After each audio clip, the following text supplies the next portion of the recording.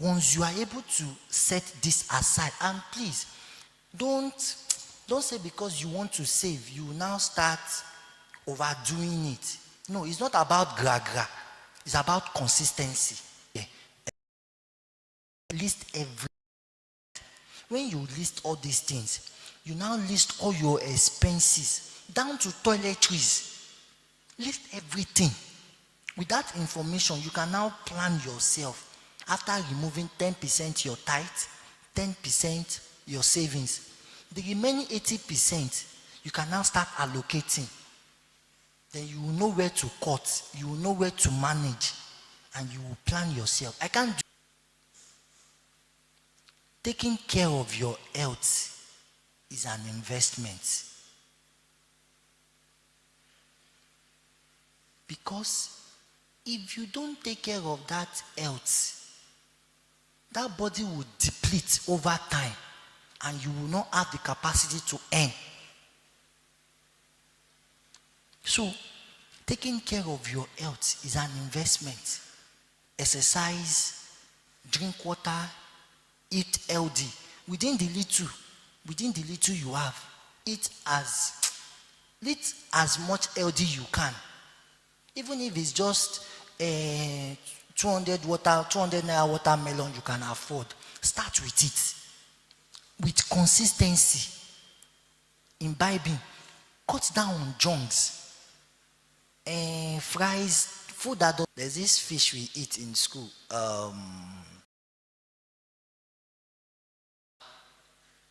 That fish is so bony and so disgusting, but that fish is so high in vitamins. And it was very cheap. So you say student buying it because it supplies you what you need, and it supplies you the calcium your body needs. So who cares about chicken or Titus or... So do your research. Where can I get all the vitamins my body needs to be healthy? Which of these options is the cheapest? Go for it. That's settled. Now, for starters, I'm trying to focus on starters because I presume that is the largest population I have here.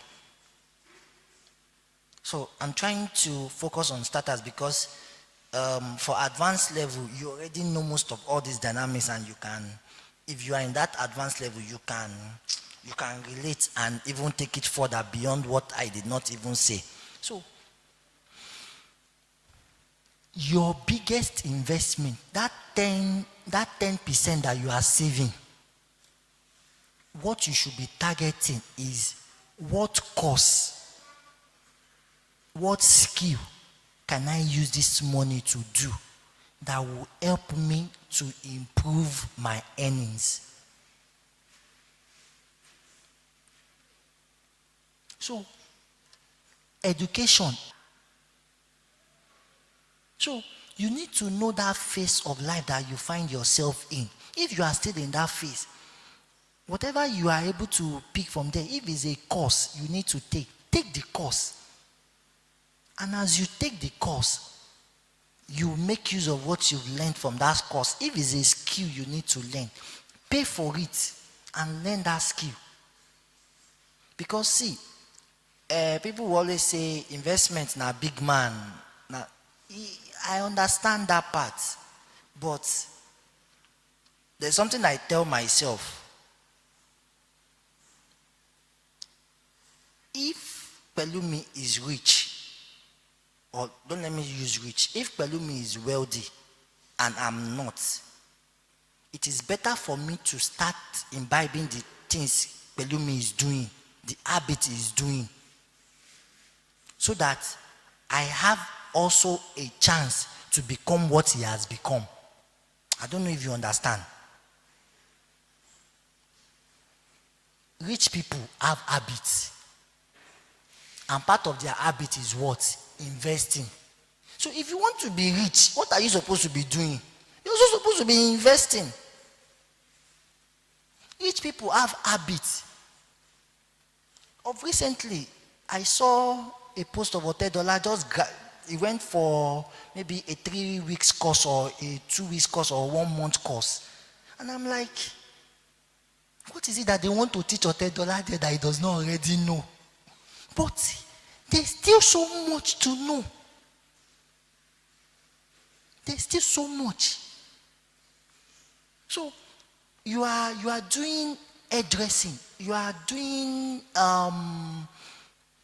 tiling, you are a builder. Learn ways to.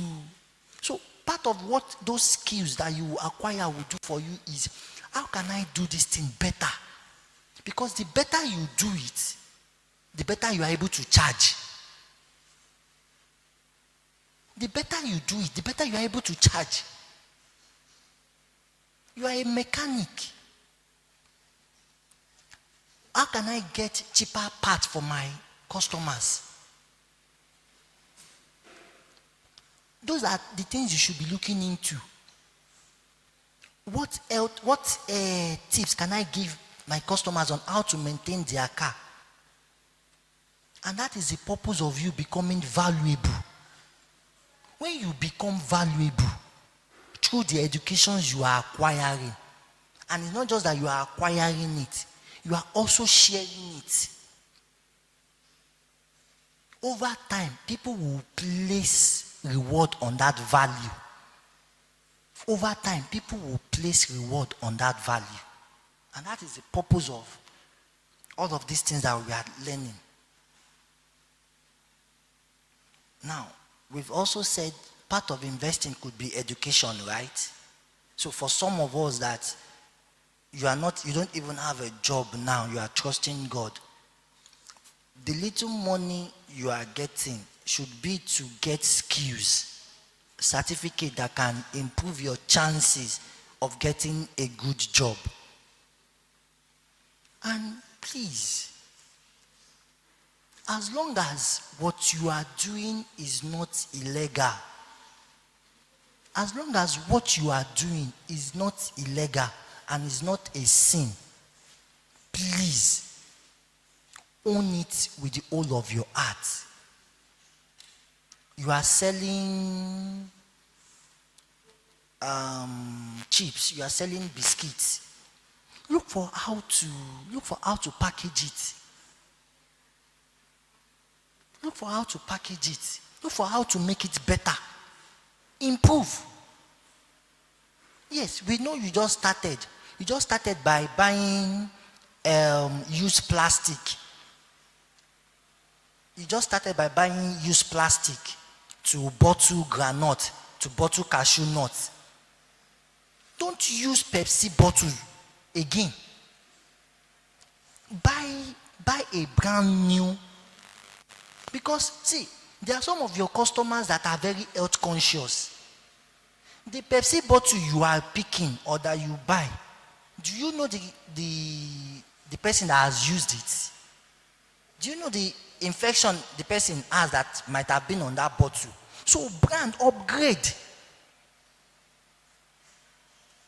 The same you did cashew nut business last year. You were using bottles from roadside that were picked.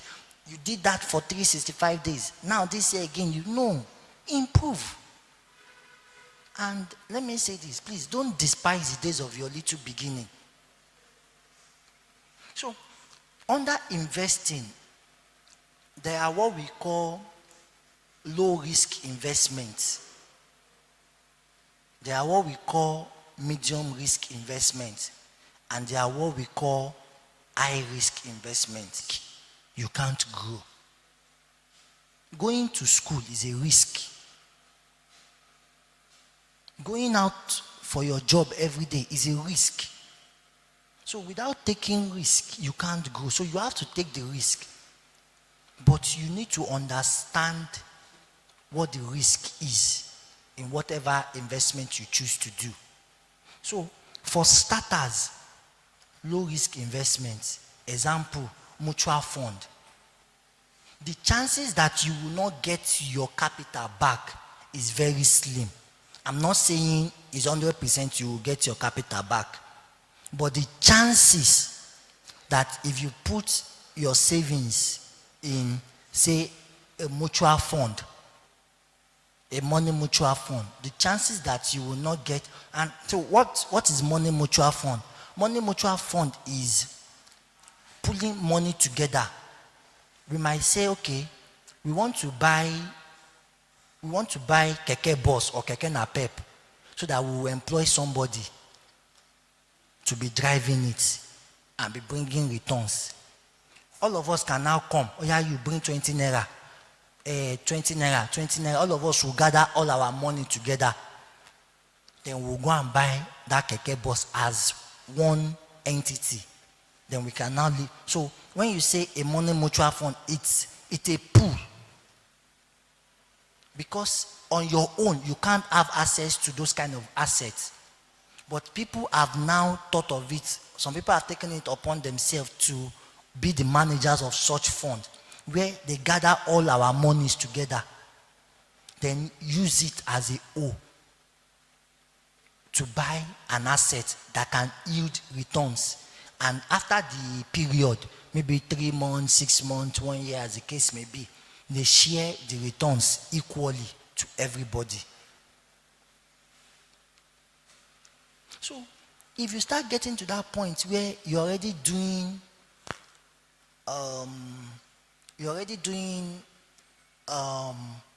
more than the normal 10% that you wanted to save before, your savings is already getting to 15% of what you are earning. I got my money back, but I did it out of ignorance. Not that I did it deliberately. I did it out of ignorance. But I was just so lucky enough to get my money before the whole thing crashed. Now, how do you know investment, and how do you know where to put your money? Because we've been talking about, I don't want somebody to go now. Then as you are going, you hear people advertising CBES. Then you branch and put your money. You know, maybe they say we should invest in our church. I'm ready. No. Let's, in this little time that we have, let's talk about where to put your money and how to put your money safely. Because your capital is important. Getting back your capital is important. When somebody come and meet you and tell you, madam, come and put your money in this investment. What are we doing? They have even gone creative now, that they tell you they are in. If I want to invest in agric, there are businesses that are listed on the stock exchange that SEC manage and regulate. They submit their financials. I can see. Other people that are more knowledgeable than me too can see.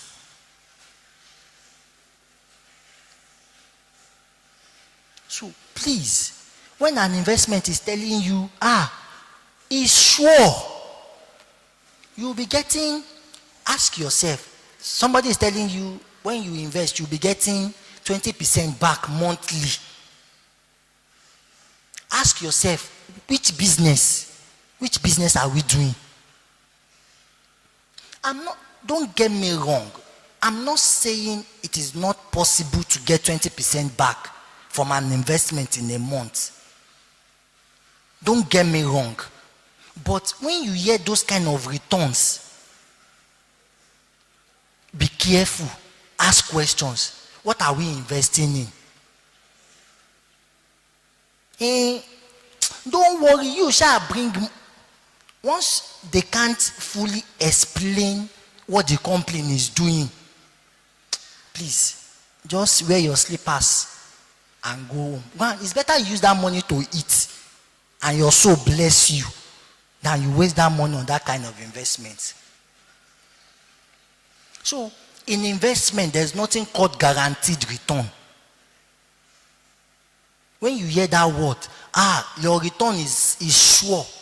Even these mutual funds and that we call low risk, and the only one that is closest I'm not saying it's 100%, that is around 99% guaranteed, is when you start talking about government bond. Because the government will always be there. But over time, we've seen government fail.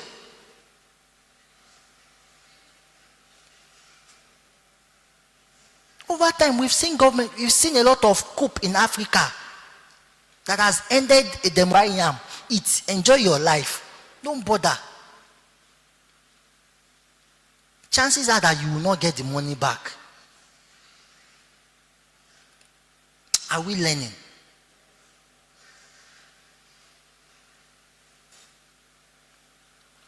I advise investing with organizations that you know are regulated by strong institutions. So that even if the company is going to fail, you have their report card. How do you know? Okay, for parents here, do you follow your children to school? Monday to Friday, do you follow your children to school?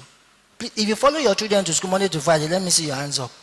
But at the end of the term, you wait for the report card, Abby. And from the report card, you can review and say, oh, my child, this is how my child is faring in school. That is the same way. That is the same way your investment should be. Invest in an organization that at the end of a period, you can get their report card, which is their financial statement. Which is their financial statement. And be able to review and say, oh, this company is doing well, okay. And how do you know a company that is doing well? Are they making more? Are they able to sell their products? Now, I'm going much deeper into analyzing how to know if a company is doing well. So even, let's say, Pelumi comes and meets me now and he says, Abu Edward, please come and invest in my business. What am I going to be looking out for? I want to know, okay, Pelumi, what are you into? Pelumi is into importing of cars and selling cars. Okay, in the last 6 months, how many cars have you imported? Out of all the cars you've imported in the last 6 months, how many have you sold? Because I want to be sure that Pelumi is able to sell his products. If he cannot sell his product, then how does he make money?